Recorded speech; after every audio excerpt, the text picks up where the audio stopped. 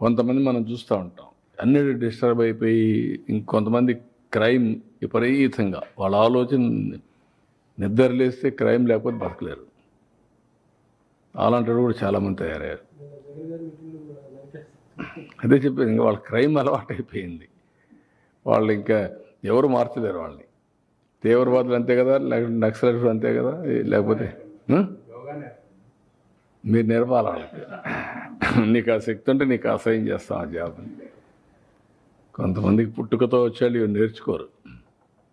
కొంతమంది కొన్ని చేస్తూ ఉంటారు, కొంతమంది చేయరు. వాళ్ళకి అదంటేనే వాళ్ళకు, అందుకే అది జరగకుండా చేయడానికి ఏం చేయాలో అవి చేస్తారు. ఇప్పుడు ఉదాహరణకు అందరూ యోగా చేస్తున్నారు అనుకోండి, రాష్ట్రం అంతా పాజిటివ్గా వచ్చారు.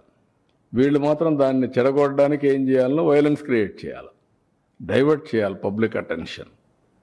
That is their art or their intentions. అందుకే క్రిమినల్స్ ఎప్పుడు కూడా క్రిమినల్ బ్రెయిన్సే పనిచేస్తూనే ఉంటాయి. వాళ్ళకు నరికేస్తాం, చంపేస్తాం, రఫ్ ఆడతాం,